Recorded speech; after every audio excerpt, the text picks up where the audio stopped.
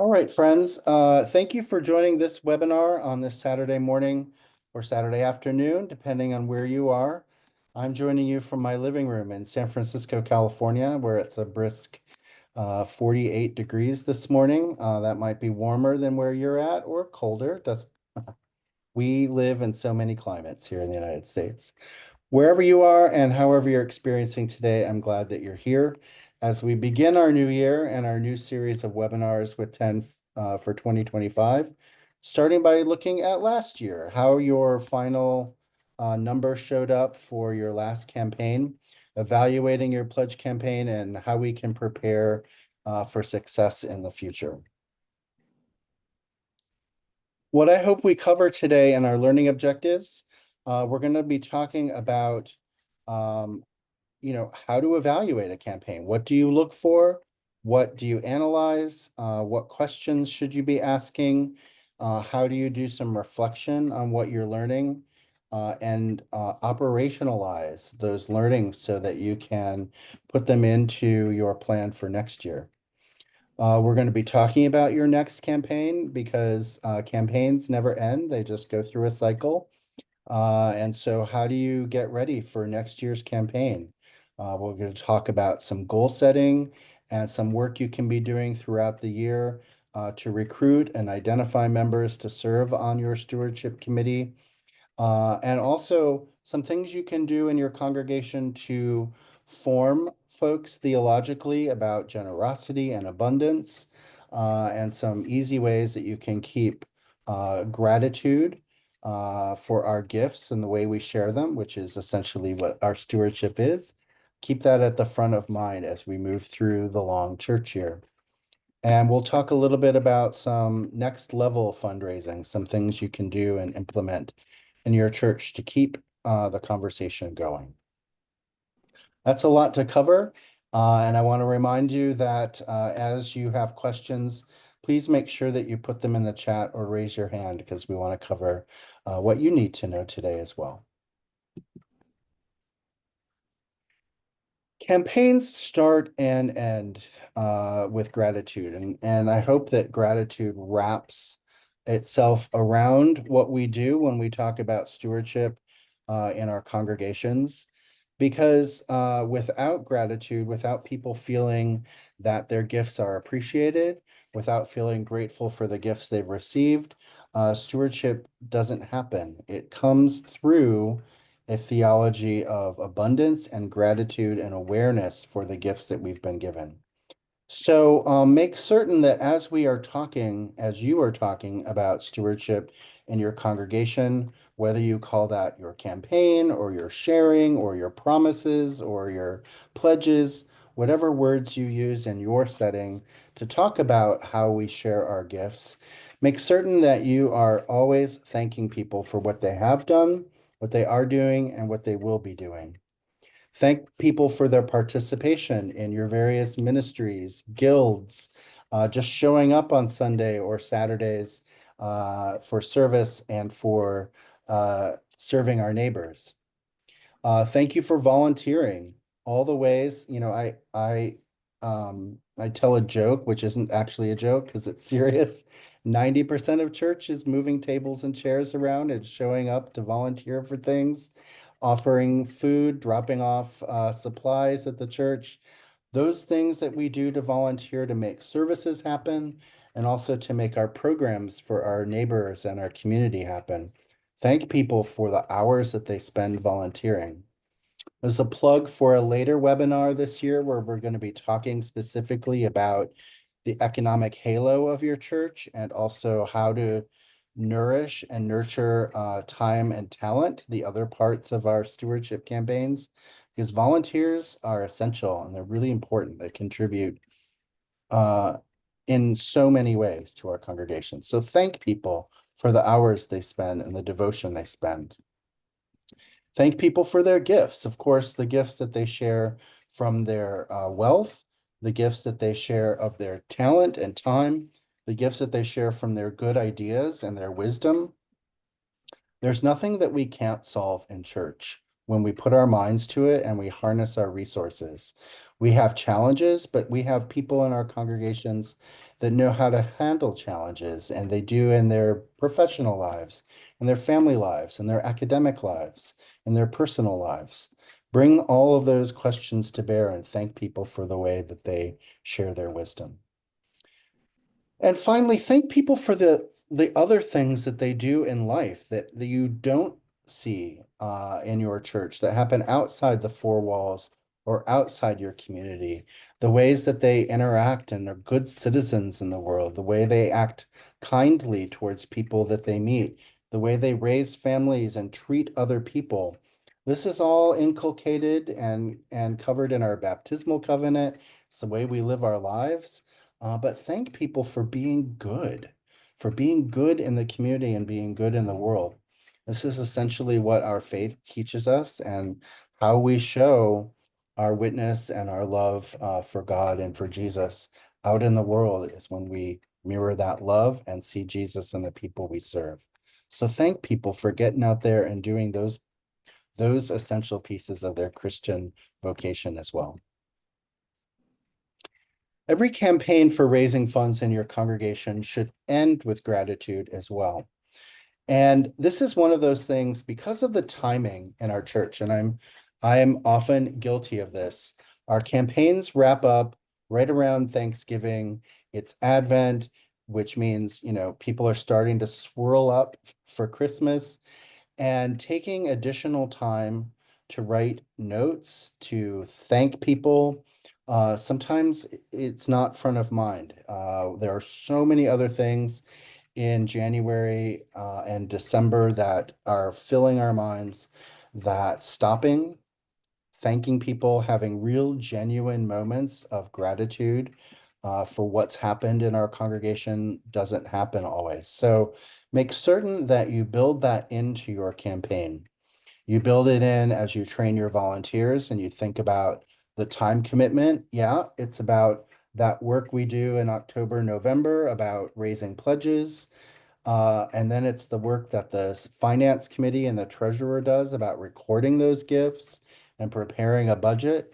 And then it's about make certain that we also thank people, let them know that their gifts mattered, let them know how it shakes out. And as you learn some skills today and think about um, analyzing that, share the trends, share the analysis with people. They're curious, not just about how much money your church raised or how many new volunteers you recruited for your ministries, but also how did we do and how does this compare with what we've done in the past or with our budget needs or all of those things. So make certain that you do. That's part of gratitude as well and recognition. Handwritten notes are really important. And and I don't just mean at the bottom of the pledge form that says thank you for your gift. Do one that isn't a part of the money letter that you send, reminding people what they pledged, but an actual just a note. You can divide this work up. It doesn't just have to fall on the clergy or the stewardship committee. You can give a list of names to your vestry or other volunteers that you have. My congregation has a birthday card ministry. And so we often send these letters also to those folks who will just write notes.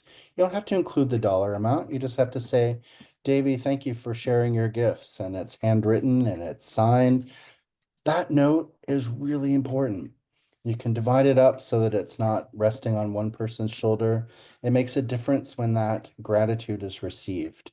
So do something like that, a handwritten acknowledgement or a very personal way to say thank you. I like to make certain that everyone gets a note. And this is perhaps controversial, even someone who didn't pledge in the campaign. They're if they're showing up on Sundays, they're offering their gifts in other ways. And we hope that one day they might become pledging or active donors as well.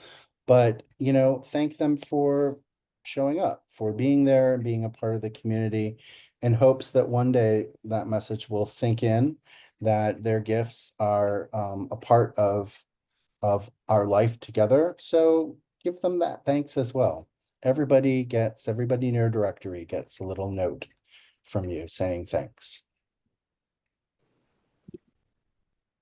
So we ask a lot of questions in campaigns, and when they're over, we want to pull up with your stewardship committee, with your finance folks, with your leadership, and ask some questions. And I'm going to be going through questions we ask about numbers, questions we ask about the feelings, questions we ask and have about the pastoral concerns that are raised.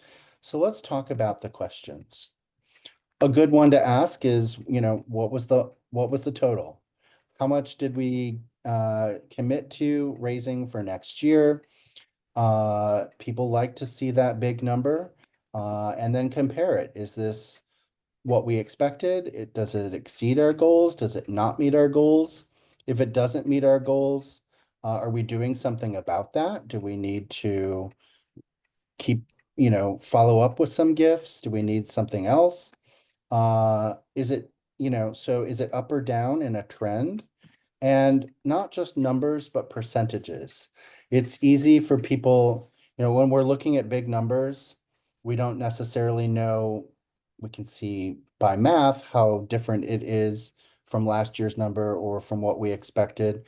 But also taking a moment to calculate that percentage helps it click into our minds in a different way. We're 10% off of our goal, or we exceeded our goal by 7%.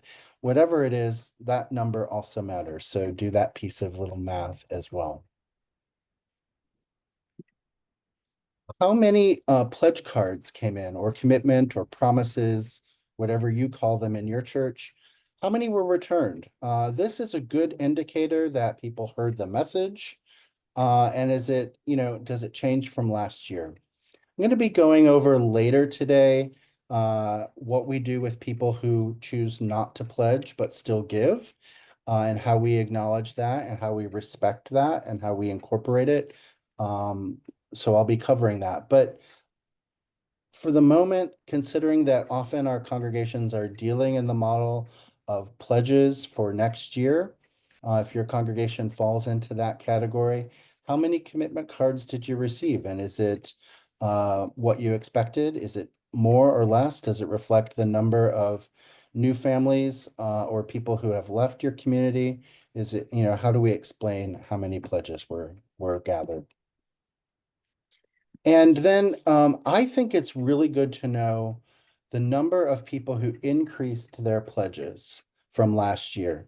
And this can be a percentage, or you can say, 7 households increased their giving from last year. Whatever, it's a great way to remind people that if you're pledging the same amount year after year, that maybe it's time to take a look at your giving, because God has blessed you differently and the economy is treating you differently and your money is different this year than it was last year. So if you're just filling in the number, same as last year, maybe it's time every once in a while to take a look at that. So track how many people increase their giving and publish that. You don't have to make a big deal about why it's happening or why it isn't happening, but it's a reminder. Oh, maybe I should take a look at my pledging. It's a good way to keep that front and center. Conversely, what's happening in our economy or what's happening in our world? Are people decreasing their giving? They're still making faithful pledges, but some of those amounts have gone down. Do we know why? Is it because, we know something's happening in their family? Do we not know? Can we not explain it? And if we can explain it, what questions do we need to ask about that? Is there Episcopalians, good old loving Episcopalians are sometimes passive aggressive and they talk with their money rather than using their words. So if people's giving is going down, is it necessarily because their financial situation has changed, or is there something going on in the congregation? Are people upset? Are they concerned? Are they worried? Ask those questions. And if the answer is no, everything's fine, great. Then there are other ways to explain that. But it's a good reminder that sometimes people use their money to make statements other than their money. And then, of course, are people flatlining? Are they keeping their commitment the same? Let's know that too and publish that number. It's good, steady, reliable. We like that in church and in church finances. And, every congregation is more expensive to run this year than it was last year because utilities and costs and insurance, they all went up. And salaries hopefully commensurately went up with that. So we need to take a look at when too many commitment cards are staying the same. What messages are we saying about our needs? What are we talking about when it comes time to the pledges? And what's going on in the economic and spiritual lives of our community? If you're using electronic giving, are the same number of people making their or fulfilling their gifts online as last year, or is it increasing? This is a good indicator that more and more people perhaps are using your website or apps or other tools that you may have implemented to do their giving, and that's a great thing. People are embracing this technology. It's making it easier.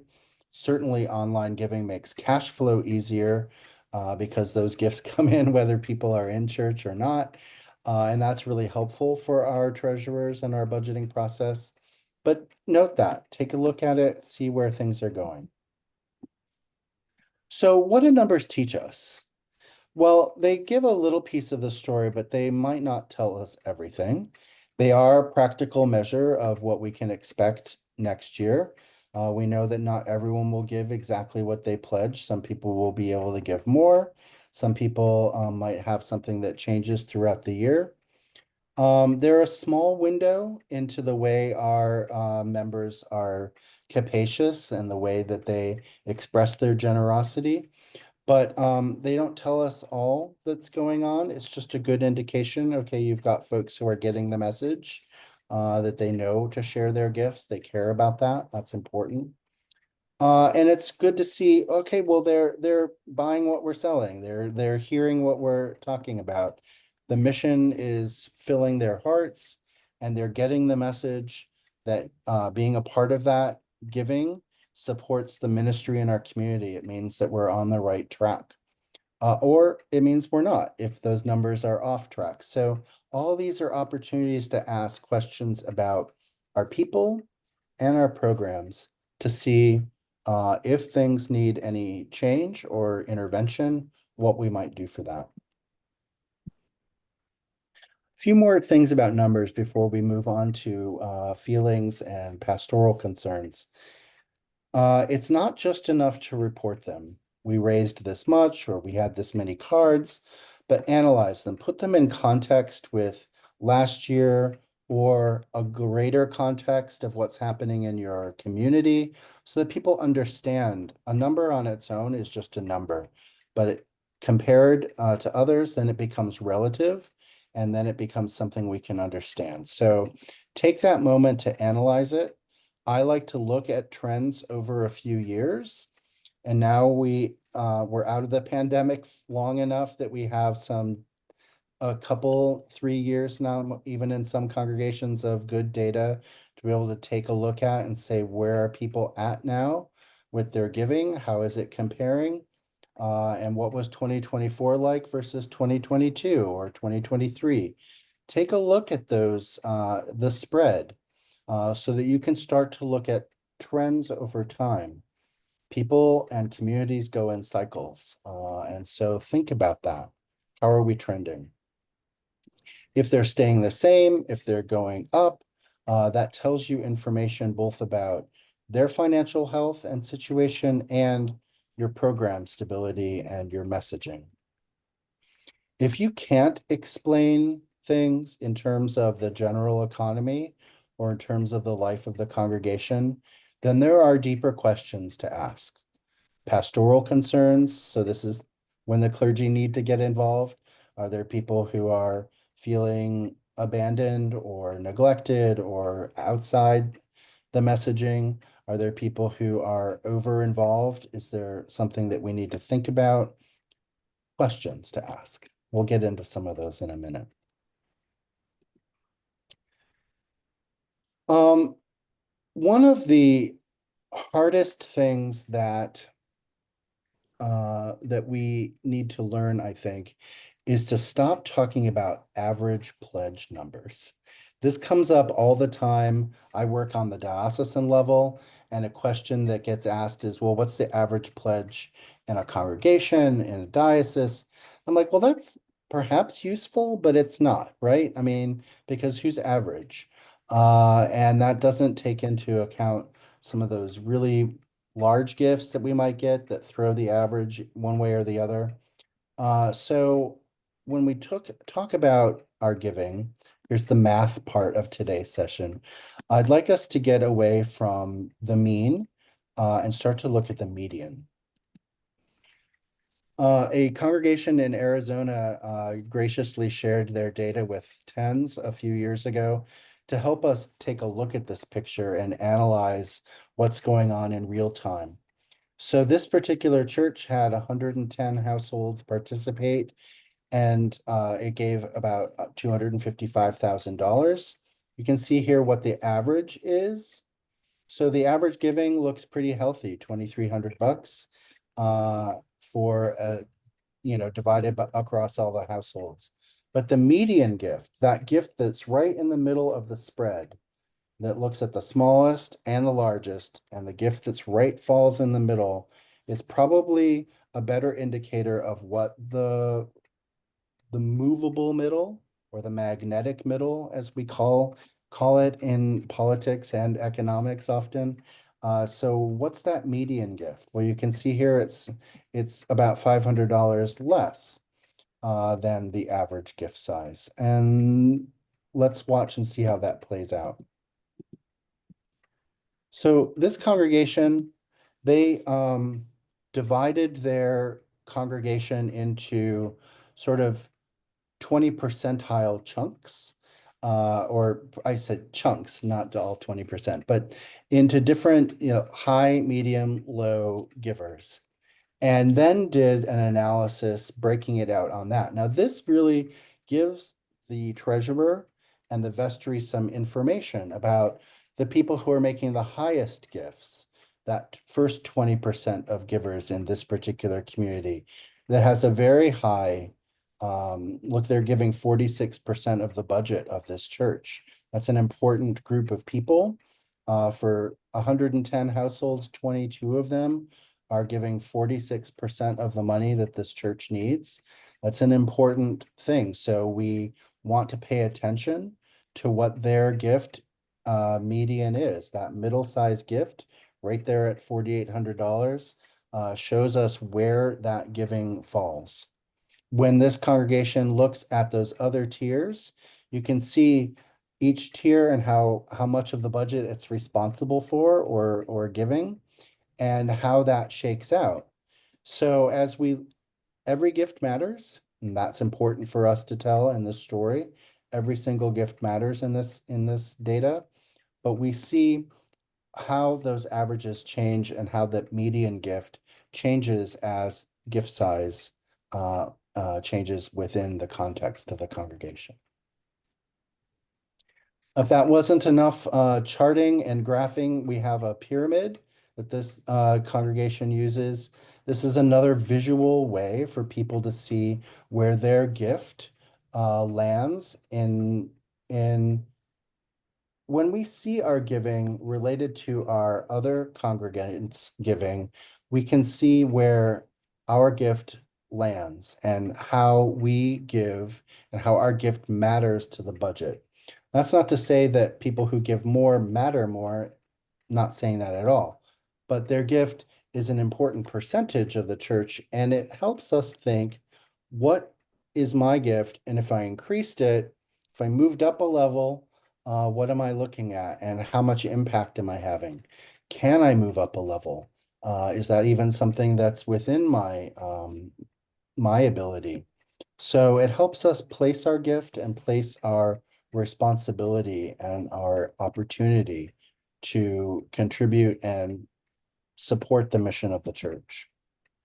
Here's another way to look at that same data, weekly data, and how much those different tiers contribute and just shows some yet more data.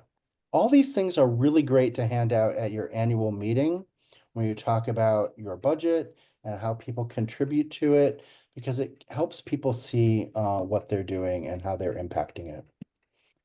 Another Another tool you might have seen is what we call steps. This is a different congregation that has a different average gift size and median gift size.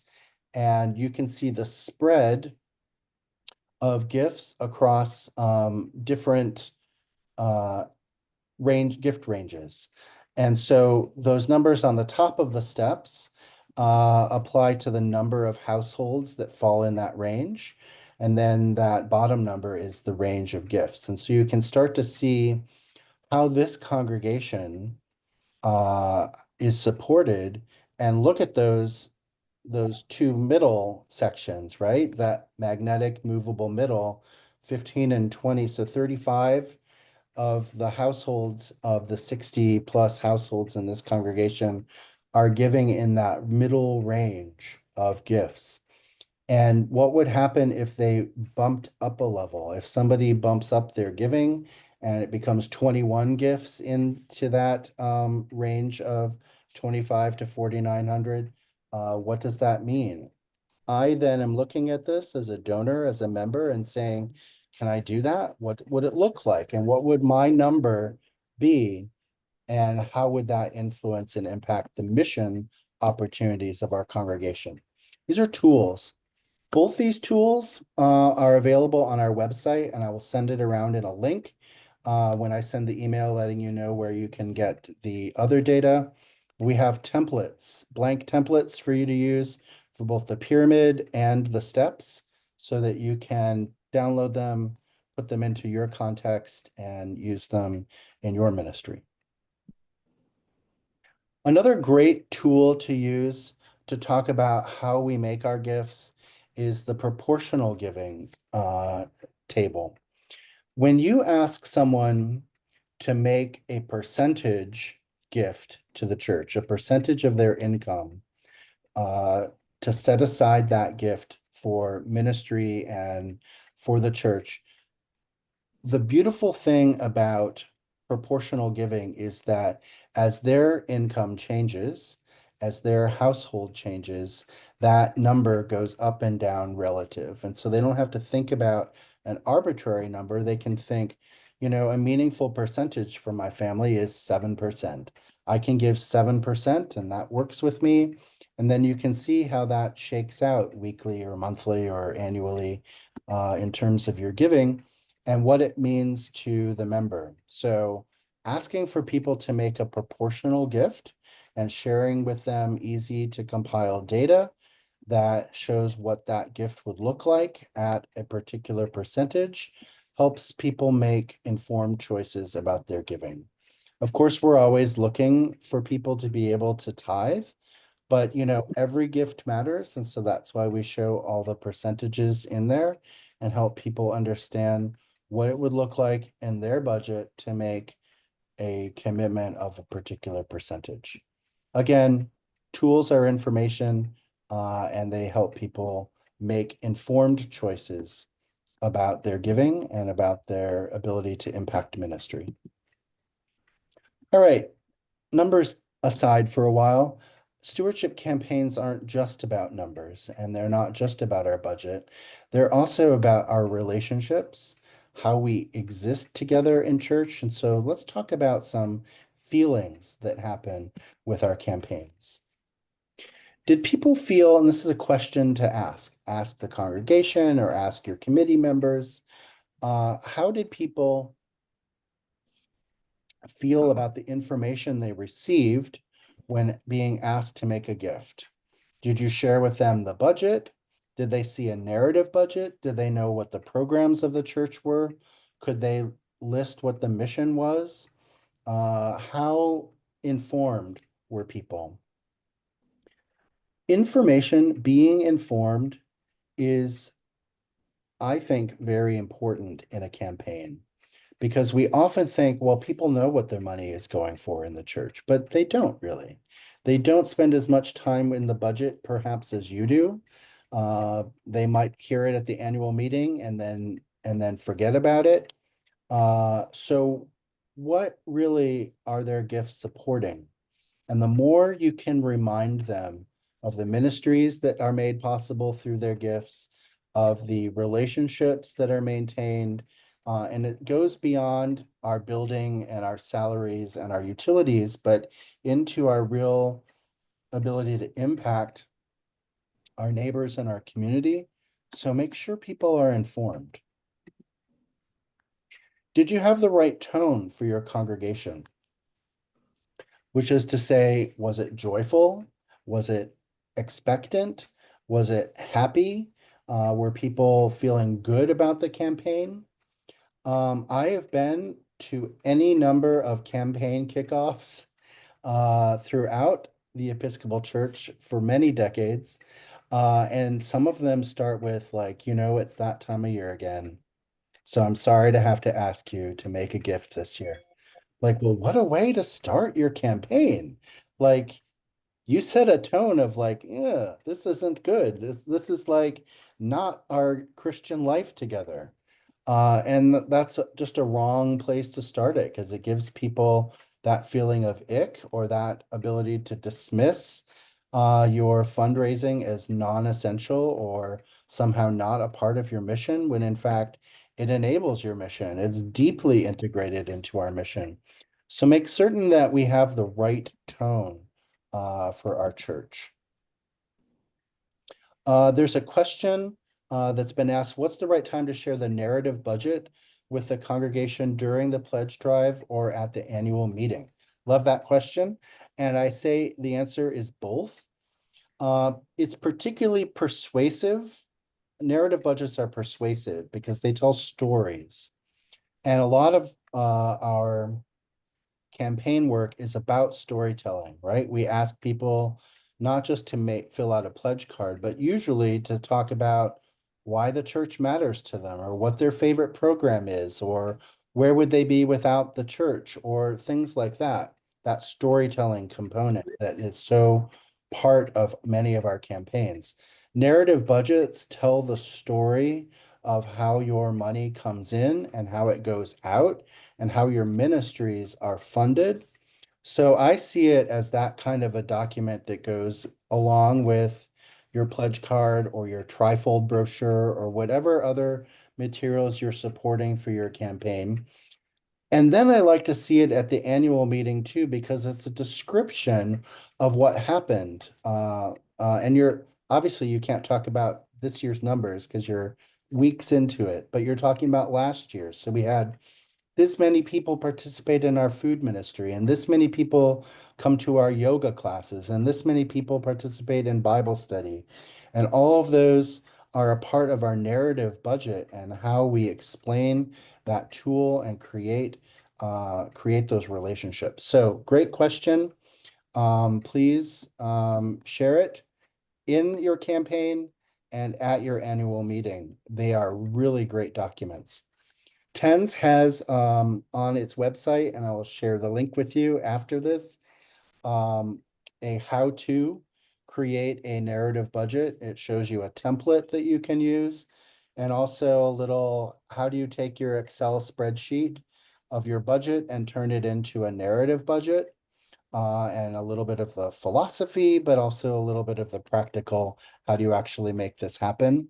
So take a look at that. It's a great tool to explain how your money comes in and how it goes out. Thank you for asking that question about narrative budgets.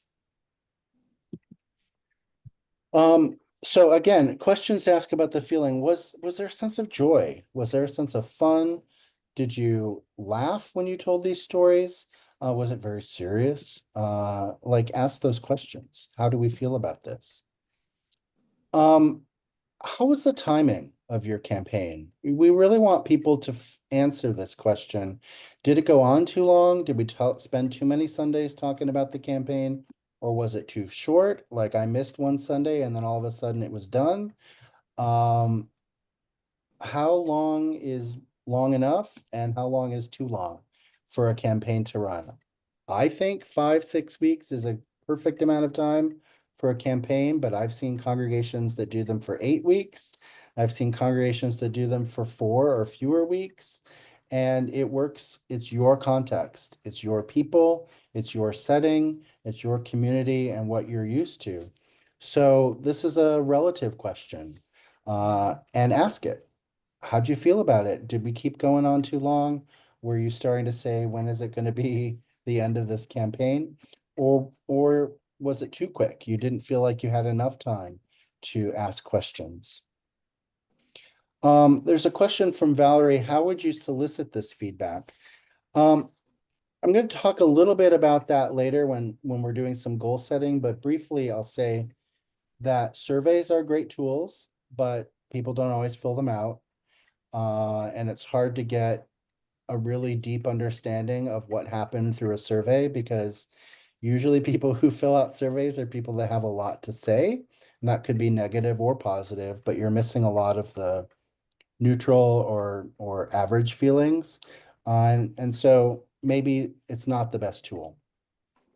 Um, Conversation at an annual meeting, I think there should be some. How did the campaign work?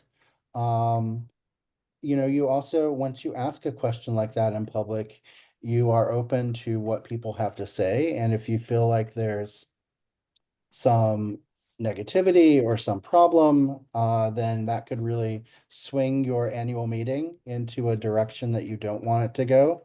So know your mood, know what's going on in the congregation to get that. I always think that one-on-one feedback, maybe send your stewardship committee out and ask, each person ask 3 people that they know or don't know yet, talk about this, solicit the feedback through conversation, an email, a phone call, even a text message these days. I'm asking this information because we're trying to plan for next year. One-on-one conversations are really good. Again, you may not reach everyone, and that would probably be a lot of work to try, a Herculean effort to try and do that. But some feedback is better than none. We'll talk a little bit more about feedback later, but that's a couple of general things. Did people feel like they knew what the church needed for its budget and why they were being asked to give what they were giving? So how much did you talk about your ministries, your program, and the impact those ministries and programs have on your neighbors or on your church or on the people who use them?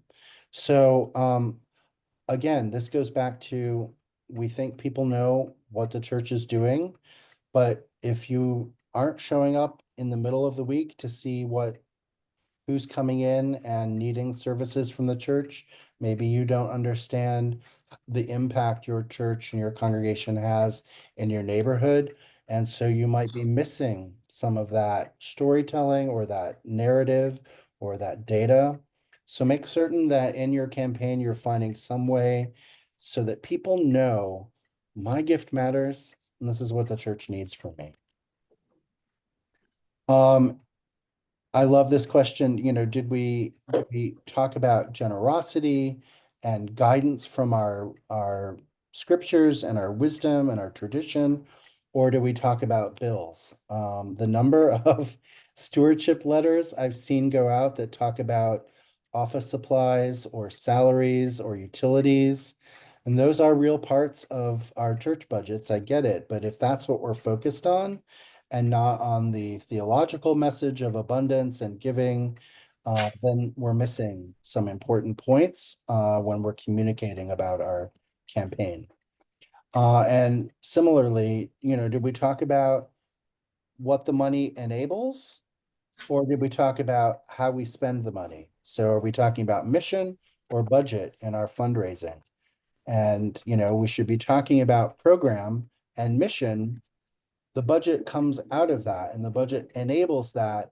But if we're saying we have to plug this hole in the budget, or this is what the budget tells us we need to raise, then that's not a very spiritual message. Let's make certain that people feel that what they're giving their money, their time, and their talent for is the mission and the program of the church. What do feelings teach us? Well, they tell us a little bit more about how our members are connected to the mission. If numbers gave us one set of data about how people are adopting the mission, asking questions about their feelings about the campaign gives us a second part of that picture. If the campaign didn't feel fun, then it's time to look at the messaging. If people felt like it was a burden or that it was like boring, then we need to take a look at it and infuse some joy, some fun, some surprise, some formation about that. Not everybody's excited about fundraising. I get it. I'm a fundraiser, and so it is exciting to me always. But you know, not everybody feels that way. But we should have some positive feeling about the campaign. Uh, we can learn more about how they connect to the mission and how they separate their giving just from the budget, but in terms of how people feel that they're impacting the church. And when folks don't respond, I know, having been on many stewardship committees, you're like, here's this list of people who just ignored all the letters, all the phone calls, all the emails, everything that we sent them. But they're still in church, they're happening, they're being here. How do we learn from them why they didn't respond? And a question is, hey, I finally got you. Um, we sent out all this stuff. Why didn't you respond to it? How are you planning to make your gift? That's not to say make them uncomfortable or shame them, but it's to say, we're trying to do something here. And this is a part of our program, and you're a part of our community. Are we missing a message here? Are you trying to tell us something different? How would you adopt this? Or how would you like to be reached? Or how would you like to be communicated with? It's an opportunity for us to learn rather than just assume. When we assume and we start to make changes or feelings about people, well, then we don't have all the data to do that. So ask. I realize, especially when we're dealing with money, that every conversation is a pastoral one, and every conversation is a little bit deeper than we might think it is on the surface because money goes deep into our lives. And so sometimes that makes it weird for us to have conversations with folks about their giving. Um, and and sometimes that makes it hard for us to initiate those conversations because we have our own money feelings, right? But you're doing a program here, put some of those emotions aside and barrel forward and be gentle and responsive and listen to what people have to say. Some questions that we might want to ask for reflection. And this is for your stewardship committee, for your vestry, to ask these questions as the campaign's wrapping up. What did you learn? What do you want to make sure that you consider for your next campaign? What do you want to make sure that we do or don't do? And how do we operationalize that? People really liked the kickoff party, but then the campaign went on too long. Great learning. People loved the tools that we gave them, but then they felt that there wasn't any follow-up in the liturgy. We are liturgical people, we Episcopalians. And so if something is only talked about in an email or a newsletter or in an after church program, but isn't brought somehow up into the sanctuary, where we might have a moment at announcement time or a word of prayer or something like that, people feel that disconnect. So make certain that we learn some of those questions. What were the goals that you might set, both for the quantitative and qualitative goals? So how was our campaign received? What are we going to change next year? How did we do goal setting? What were those goals? Did they make sense? Were they communicated? So learn about that. Here's an important question, and I ask it to my stewardship committee siblings out there. How do you feel after the campaign? Do you feel beaten up, run down, like you never want to serve on a stewardship committee again? Do you feel energized? Were you supported?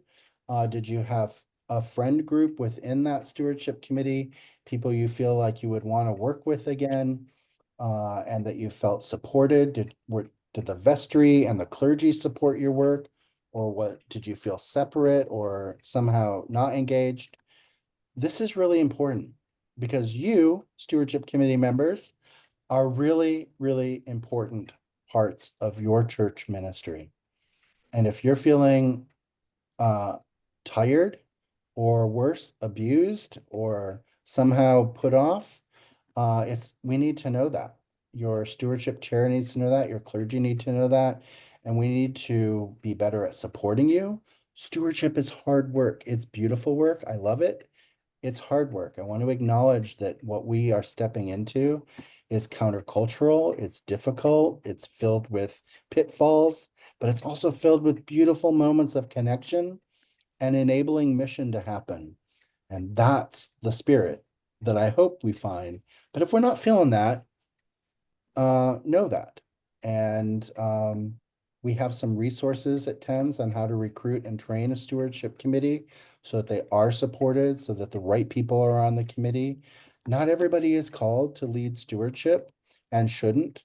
If people have a real hard time talking about money in public, stewardship probably isn't the ministry for them. So know that. Don't force people to serve on your committee. Finally, what is God calling us to do? This is a great question to ask as a reflection. Um, if I think about a proportional gift, if I think about how I spend my time, where is this about God and not just the church telling me that I need to do this or should do this? Where does this sit in my prayer life? Where does this sit in how I feel in my discipleship, in enacting God's mission in the world, in following the words of Jesus and seeking and serving? Where does this sit spiritually deeply within me? Because I hope that that's a question we ask about everything that we encounter in church, but absolutely about our giving of time, talent, and treasure, because these are deep heart questions. Okay, so recapping what to talk about and what to do. As you finish up your campaign, as you put away the chairs and you think about being done, have one final meeting with your stewardship committee. Maybe make it a celebration, bring them lunch, take them out to dinner, however they feel appropriately recognized and celebrated. And ask the questions that we've talked about today. Ask the questions about the money, the analysis, the feelings, how they were trained and feel. Ask and get that data from your stewardship committee.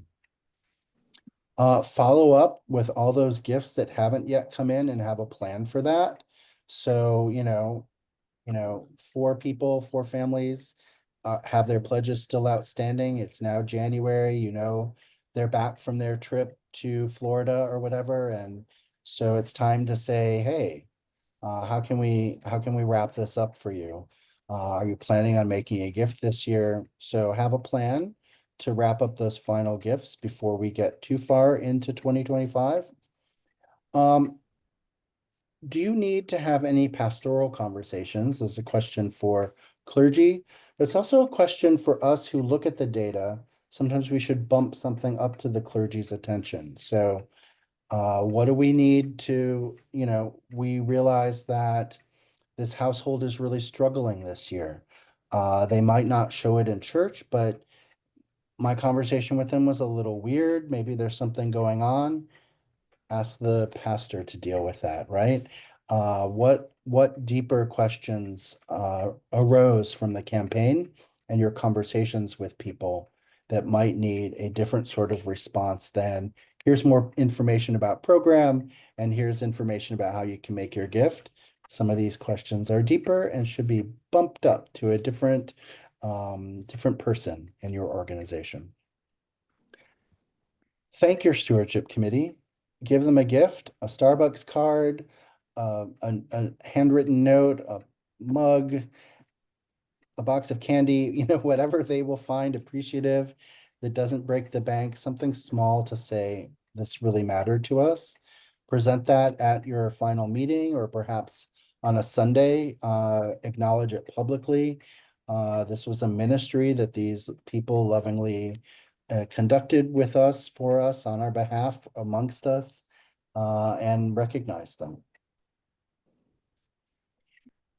Some pastoral questions that you might bump up to your clergy. If people decided not to support the church this year, why? If they are a new family and they decided to support for the first time, have the clergy call them and thank them and learn about them if you don't know who they are or what's going on. And if people made a change, they supported last year but didn't support this year, this should be a conversation that your clergy should have. Not to say, where's your money? But to say, I'm just checking in with you. How are things going? What's going on? Clergy will know what to say. What program or ministry at our church means the most to you? I love having this conversation with people at any stage of their giving. Whether it's they didn't make a gift or whether it's, thanking them. Tell me about what connects you here. You love the youth program, the choir's your favorite thing. You love being in the church on Saturday to arrange the flowers when no one else is here and it's quiet. Tell me your story of how you connect with ministry and what's your favorite program. Beautiful stories come out of that question. What do you think we could be doing in our community that we're not already doing? We have a food ministry, but do we need a daycare? Are there people you see on the street that could use this kind of intervention or attention or love, and our church might be able to do something about it? This is an idea generating. It doesn't mean that your program is going to get off the ground. It means food for thought. Oh, thank you for that. Maybe we can do something with that. Or, would you be a part of a group that will talk about that this year and see how we can enact that? These are starting questions for new ministries. And then how can I help you? This is a question I ask as a fundraiser to my donors. It's a question that clergy might ask. How can I support you in your work? What gifts do I have that you need? How can I help you with that? If you didn't make a gift this year, would you consider it in the future, or is this off the table? And that's a question so that this person doesn't want to do this. They don't want to be asked. They're not going to say yes. And so they're still a part of your community. Rather than being asked every year and having them say no, or rather than feeling pressure or weird, if somebody says, I give in this way, honor that, respect that. In doing this, I want to tell a brief story. It's a story of a young woman I spoke with last year who didn't make a gift, didn't make a pledge, sorry. She made a gift. She did not make a pledge. And I asked her, why? Just, tell me why you didn't want to fill out the form or why you didn't want to make a pledge. And she pulled my arm and we sat down. I was like, okay, we're having a chat here. And she said, I am in debt all over the place. I have student loans, I have a car payment, I owe money on my credit cards, and I don't want another debt contract. And my church is important to me. I don't want to feel a debt contract to my church. I'm giving a gift. It means something to me, but I don't want to fill out any more paperwork. And that was a huge light bulb moment for me, right? It's like some people have real deep reasons for not wanting to fill out a pledge form. And it's not laziness or inconsistency or waffling.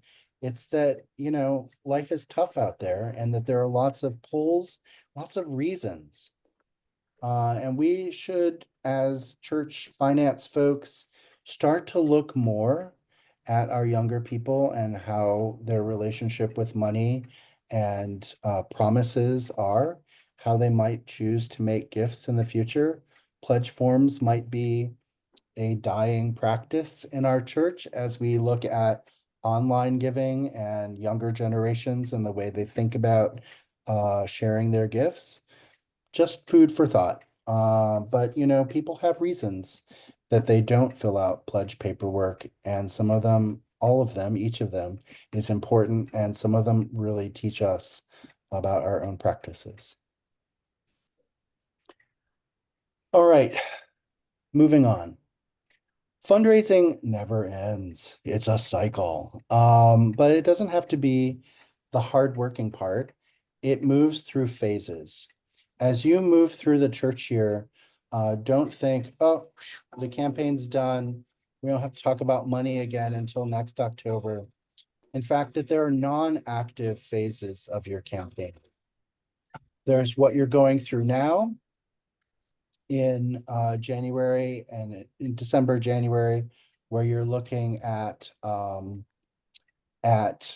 reflection, the questions, what can I learn? And then you should start planning and recruiting your team. The recently retired Bishop of Nevada, Dan Edwards, said that your stewardship team should be in place by Easter. I think that's very ambitious. Thank you, Bishop, for saying that. But we don't all get there, but earlier in the year is better than the end of August. So be thinking about who's going to serve on the stewardship committee or renew. And think about what training they might need throughout the summer or throughout the spring when you have time to give them that attention and the pressure isn't on. Also, how can you be spending that time in the non-active phases of the campaign, forming your congregation around generosity? And I'm going to end today's session with a few tools you can use to keep some formation, some book studies, some things like that. What it does mean is that you should talk about abundance, generosity, gratitude, mission, and how our gifts support the mission of the church all year round so that it doesn't come as a shock when it's the stewardship campaign and suddenly we start talking about how your gifts matter. Your gifts matter all year, and we should be acknowledging it all year.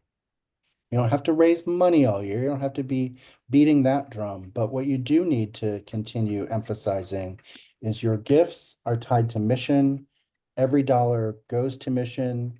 Your gifts matter. You matter. Keep that front and center. Let's talk about some goals that you might set for next year as your committee starts to interface with the vestry and the treasurer and the finance team. What are some things that you can set from the things you learned this year into next year's campaign?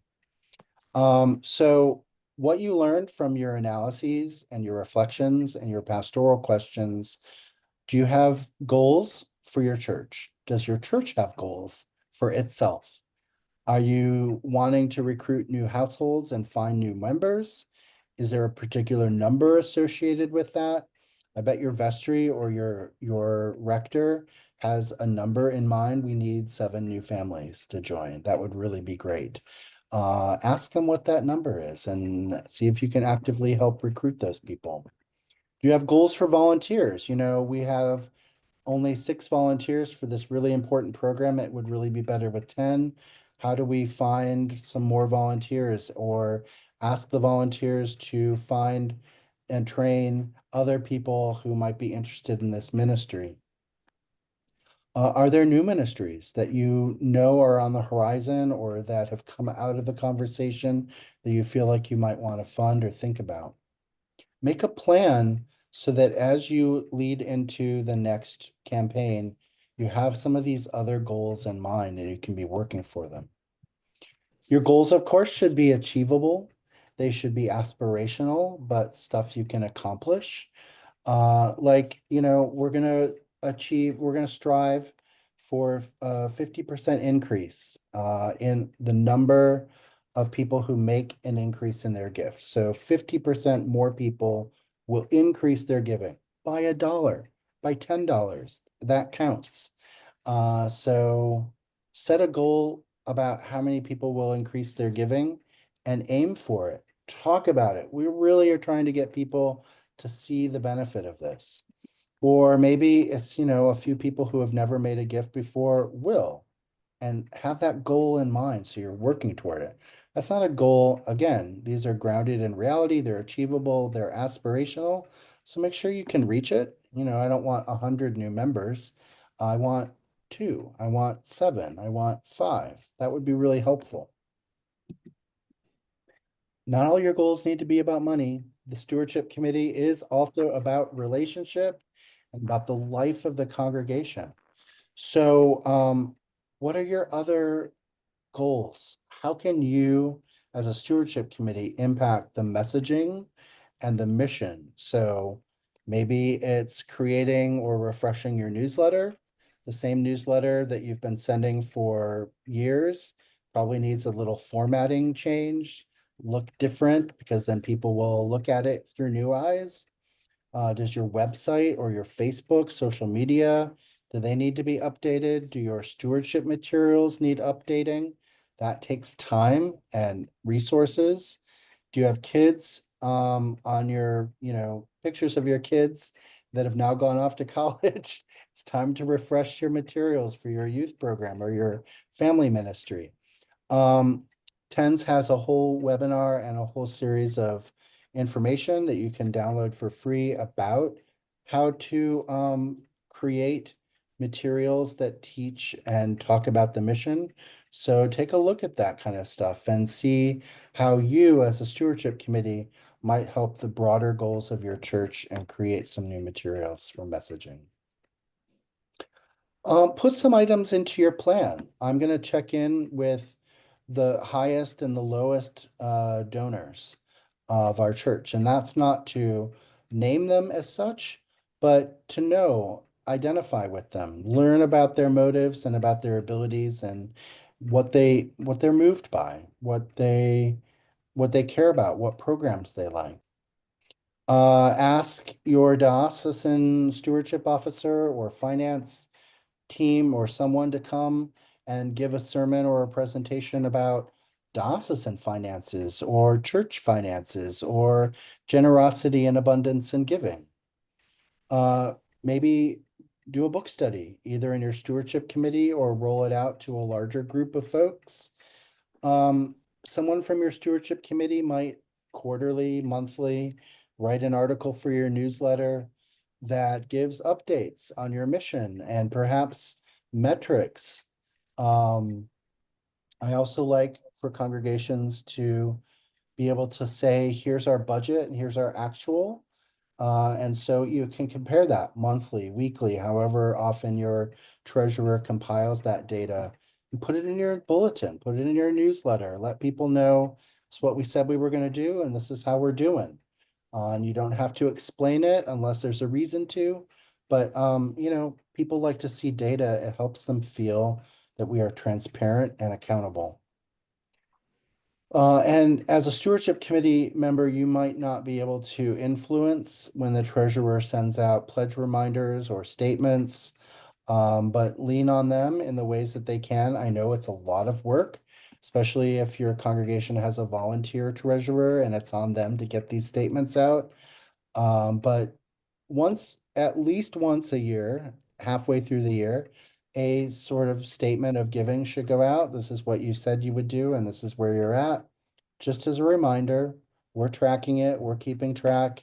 You're keeping track. We want to make sure if we're not getting your gift, that there's a reason for that, that we're hearing about it, that we've missed something. It's a chance to reconcile and also a chance to remind people to keep their giving going.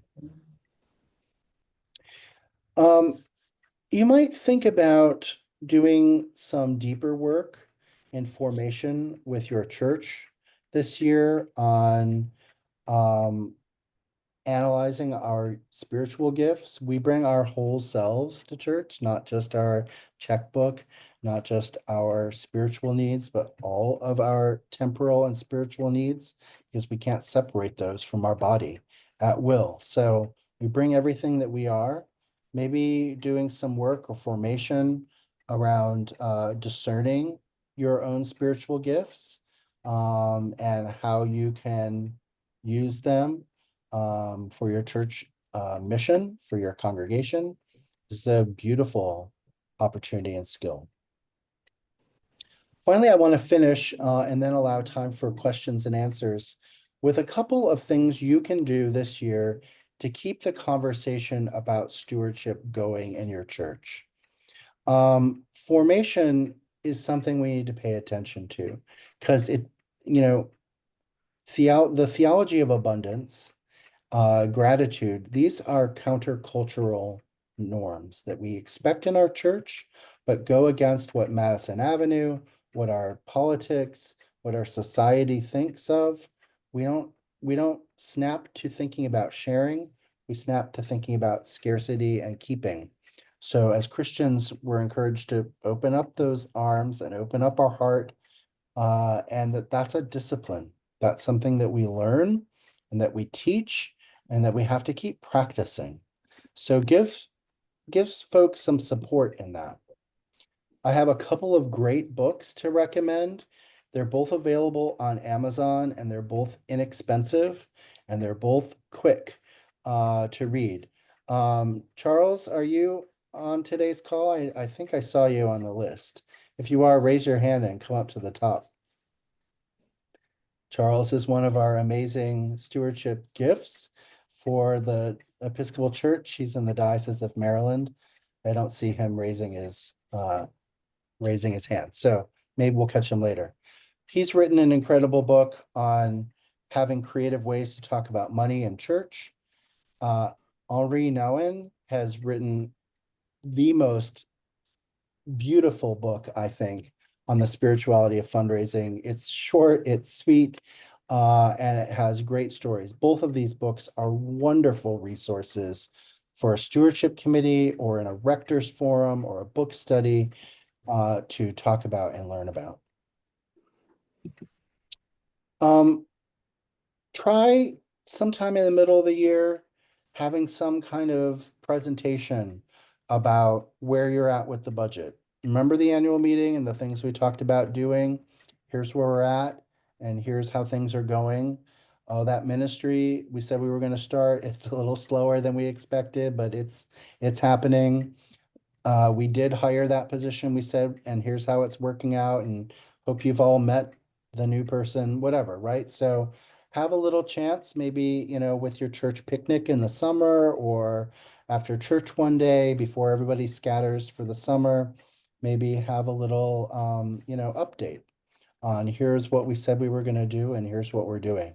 This helps remind us that our gifts have impact, that they keep the cycle going, and that we're doing real things with the time, talent, and treasure that people pledge. Storytelling is a beautiful part, and vulnerability is also a part of our campaigns. We have a tool on our website called a money autobiography. It's pretty deep. It asks some pretty big questions. You can also ask just a few of the questions. Maybe ask people to talk about some of the softer ones, and how they interact with money and how money has changed for them. That's an important tool. So thank you for that. Charles, thanks for typing in the chat. When we come in the big room, I'll invite you to speak for a moment about your work. Finally, talk about stewardship in the summer, in the spring, preach on it, and do a sermon that doesn't end with, and you can pick up your pledge forms at the back of the church, right? This is a different part of the year. Remind us that there is that our gifts are still mattering, that we are still doing something. For those preachers out there, I have this incredible book to recommend. It takes our lectionary and gives you a couple of things that you can say every in each gospel cycle of what's going on in the church, a stewardship lesson. So I'll put this in our email as well, but it's a beautiful book that just says, you know, if you want to preach a stewardship sermon in the middle of Lent or in Epiphany or sometime in the season of Pentecost, here's a way to do it. Here's a connection you can make with the gospel of the day. Take it and run with it. So it's a great, it's an essential text for those preachers of stewardship. I want to end before we come into our question and answer with an introduction of this year's theme. The 25-26 stewardship package is available right now in its seasonal reflections. The whole thing will be ready to download in May. We're writing it right now, but it's about tell out my soul. It's about sharing the good news, and it's about being excited to do that storytelling. What is the news that you have you can't wait to share with the world? What are your stories that need to be told? And how can they inspire others? We're going to look at Mary's excitement about being told the good news that she receives and how we take that out into the world when we receive our good news and how we tell that story. So the theme in English and Spanish, Tell Out My Soul, Proclama Mi Alma, we'll be releasing that this year, and that will be our theme. So I hope you all enjoy it and take advantage of it and download it when it's available. All right, I'm going to stop sharing my screen and pull us back into our big room. And I'm going to ask for any questions that you might have about things that have come up today, about materials, about questions, about stewardship analysis, about formation. Hit me with your questions.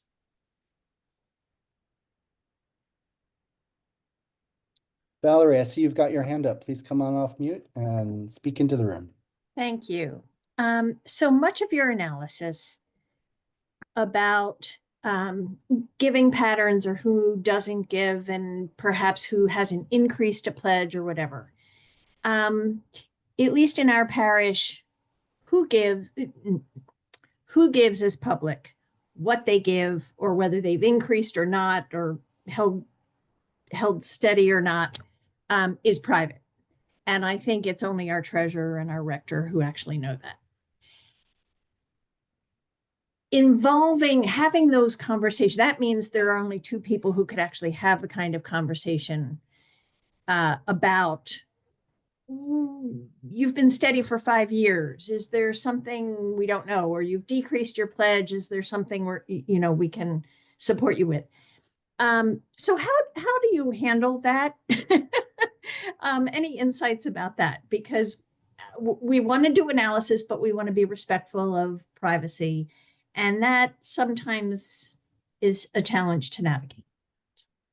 Thanks, Valerie, for that. And you know, different communities have different standards on who knows what.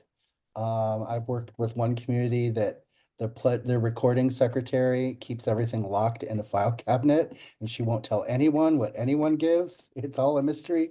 To, you know, like more transparent information, and all the places in between.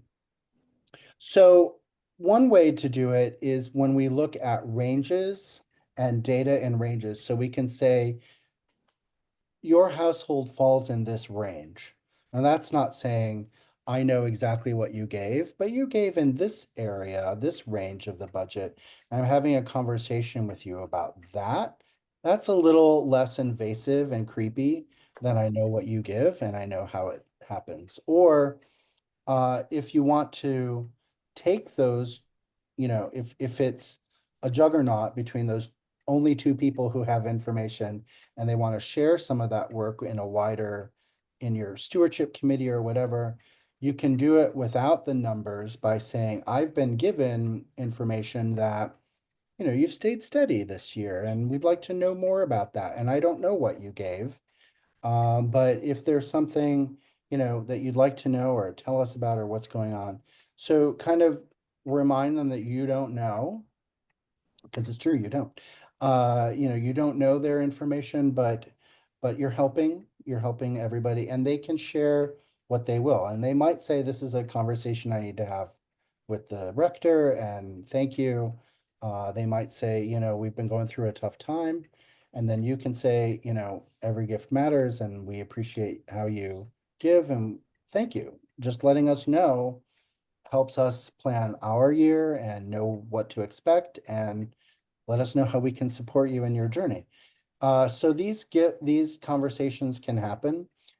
And when they reach that point where people are no longer able or willing to share, then it moves into the next category. But I think it's a great one to ask and think about, because we don't want to put people on the spot. But we also want to share the work a little. Ranges are really helpful in that. Charles, I saw you put your hand up. And are you answering Valerie's question too? Well, I think for me, stewardship should be year round. Uh, And I raised millions of dollars with 6 words: thank you, thank you, thank you. right.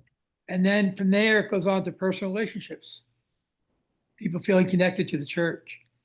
And to give an example, one Sunday I was at the cathedral preaching, in charge, and the choir sang a beautiful anthem. And I said to the congregation, listen, we want to thank Ken Brown, our wonderful organist, and our wonderful choir that comes every Thursday night and rehearses. This music was wonderful today. And I want to thank you all for your generosity that makes it possible. That was my stewardship sermon. When the kids do a great play at the church, I want to thank the parents who brought their children for rehearsals. These children are wonderful today. We have a great program for children in our church. And I want to say thank you for your generosity. Thank you, thank you, thank you for making this possible. And that's it. They don't ask for money. They've already given their money. I want to have them feel good about the ministries of the church. So all year you thank people in ways that make a difference. Thank you for that. That's another great reminder that you can keep money out of the equation and just focus on the gratitude, on the general way that gifts support our ministry, and that's a way into that too. Valerie, thank you for your question. Charles, thank you always for your wisdom. Thank you. Other questions, friends? Anything that you are working with or wondering about?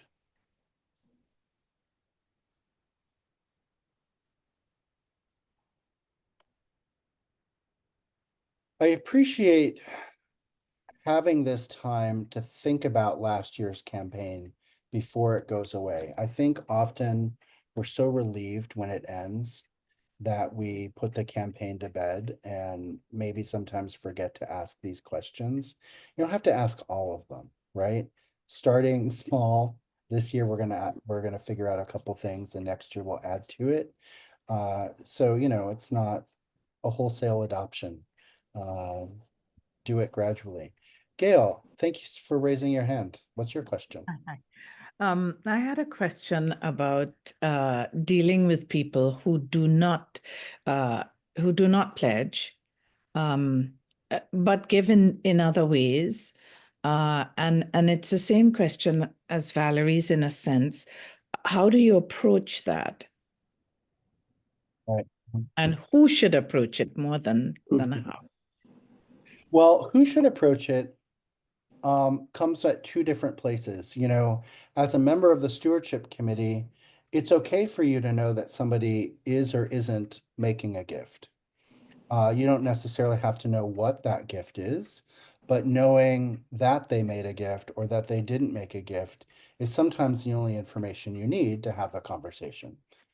So taking that too invasive personal piece out by not knowing the amount sometimes helps the conversation just happen. Then it's a philosophical or a ethical or a pastoral conversation that you're having. And those are sometimes easier to have than talking about direct money. I think it's important always to know why someone doesn't want to make a pledge. And in the example that I shared, this person had a real reason. I think we're going to experience more of that as the church skews younger because we're getting older, but the young ones keep coming. So thankfully, by the grace of God, they keep coming into our churches. So we're going to adopt their practices around giving, which are less about sharing data and pledge forms and more about making gifts as they have them, right? So we think about our millennial and our Gen Z donors, and they've come up with an idea that you can text $5 to a campaign or to a cause, and they do that repeatedly and they end up giving quite generously, but they do it in their own time, in their own way. So look at that too. This is a note to myself and to our treasurers out there. Start to find ways that you can count someone's regular gift, if it's not through a pledge, as a part of your giving and your budget. So I get asked a lot by treasurers, well, how do I include it in the budget, or how can I expect next year's, but how can I create next year's budget if people won't sign a pledge form? I'm like, well, look at their data. If they've been giving online, but not telling you that it's a pledge, but they've been giving every year, you can count that. You don't have to write them a pledge letter to count it as expected income. So we need to think about our own systems in the church because they might be out there. But the other important thing, Gail, to remember is that people give in a variety of ways that they find meaningful.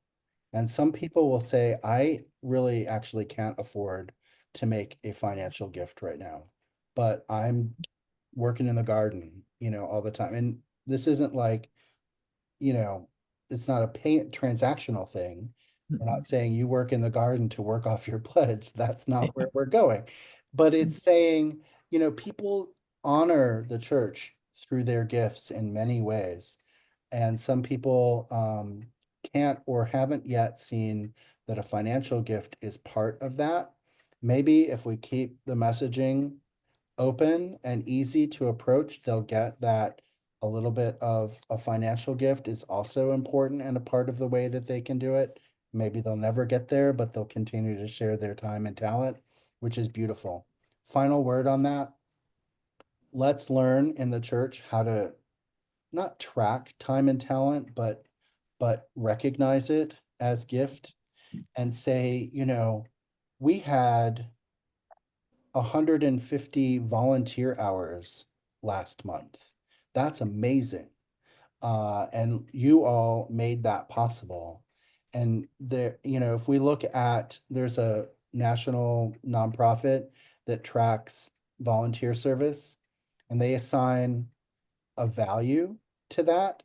Right now, the national average hourly value for a volunteer, if you were to pay them a living wage with benefits, is $33.40 an hour across America, right? So if you think we had 150 volunteer hours that we didn't have to pay $33.40 to, this is a gift that the church has received, right? This is amazing. So thank you. And that's another way to do it. If you look at the TENS pledge form, the sample pledge form that we have, the one side of it is about my financial pledge. The other side is about my time and talent. So what would I like to do? What would I like to learn more about? And what skills do I have that the church might need? So being able to track that and put that into your spreadsheet as well. Davey wants to arrange flowers. Let's find a way for him to arrange flowers, right? So that's really an important tool as well. Thanks for that question, Gail. No problem. Marianne, I see your hand up. Yeah, I had a particular question that I think fits in with some of the things you're talking about. I just last week I had received an email along with the minister and all from her long-term parishioner who said, because we are running a deficit budget a bit now, because they did a big reorganization in our diocese and it's taking us some time to get it in place. I will not vote for deficit budgets. I will not be contributing to regularly to the church. I will give some money for special things. I think what she's doing is make it more likely we're going to have a deficit anyway. But regardless of that, I understand where she's coming from. I know her well enough that I can talk to her quite personally, but I'm not quite sure. How do you deal with a situation when somebody gets uptight about something happening in the church that she doesn't like? And this is not the only situation we have in this one. We have some friction with our minister with some of the members. And it is hurting our bottom line a lot. Yeah. And some of these people are still doing things in the church and still contributing, which is great.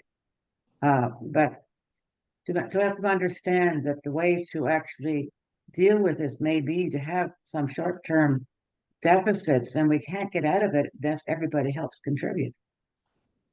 Well, Marianne, I think you're on the right track there, right? I mean, so like all of our gifts matter, and if we start restricting our giving, or worse, if we respond to conflict by changing our giving, we're hurting everyone, and we're hurting everyone unilaterally, rather than, maybe just hurting the person that we're angry at.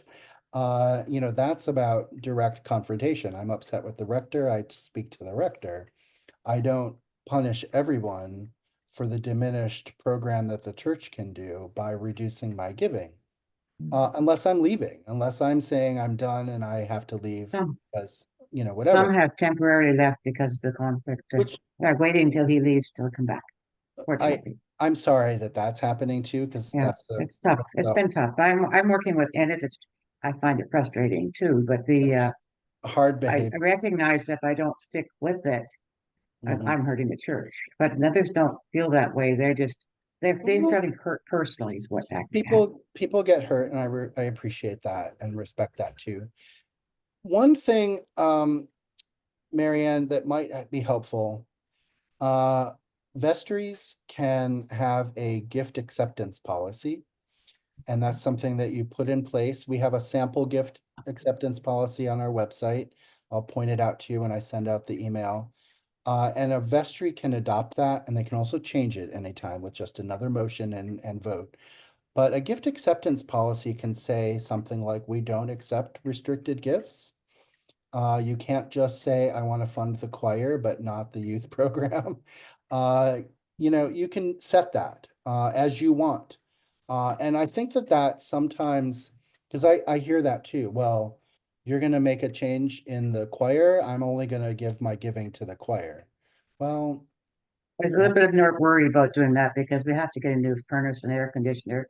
And when we had to redo the roof, we were a heritage building, so it was very costly. We had a very large dedicated gift for that, fortunately. But so I've taken them all away. right. It's not going to work too well. I Actually, if they understand. give it only to the choir, it just reduces our budget for the choir, and it's the same thing. Well, that's the thing, same thing. People don't necessarily understand it. Capital gift raising is a whole different thing, when you're talking about infrastructure and things like that, those are restricted or different kinds of gifts. But I hear that, again, it's about the messaging, what you're doing, you might say, hurts us all. If there's a way for you to resolve your conflict or get into conversation or mediation with folks about that, reconciliation is much better for all of us than punishment.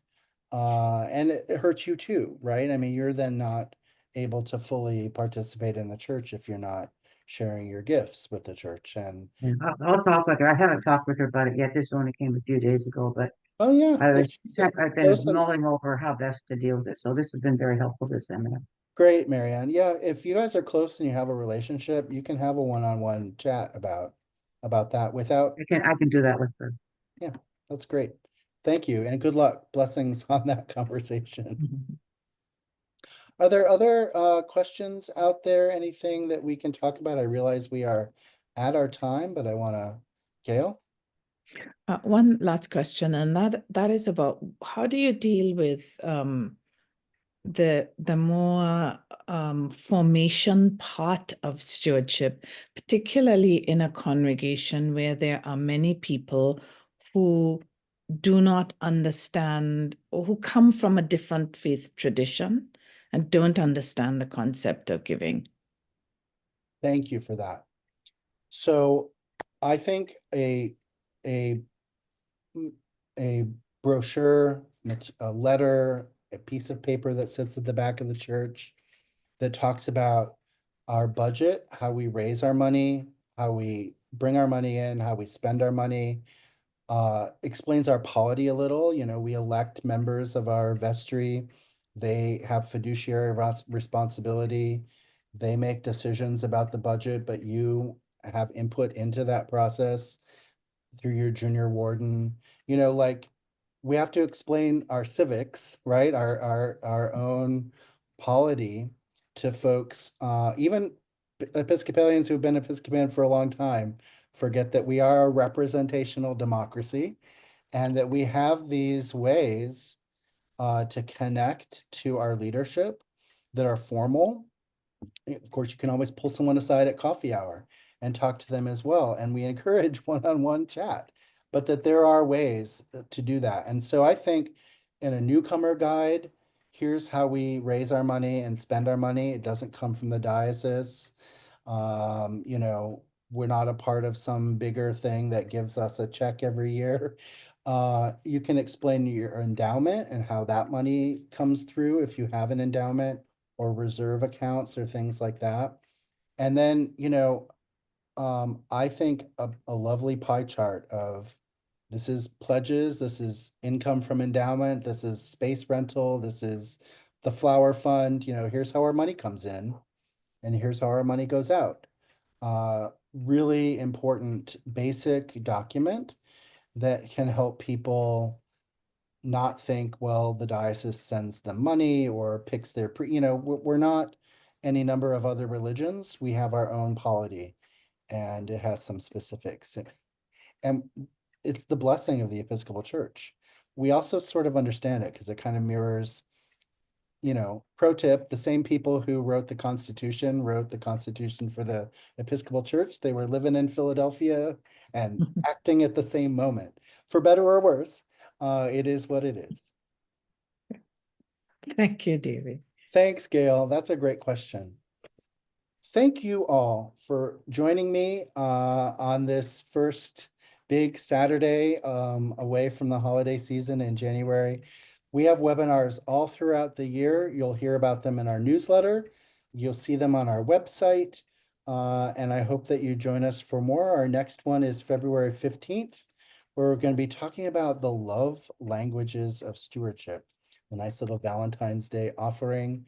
As we talk about how we're motivated by actions and words and gestures and how those are stewardship questions as well. So join us for that.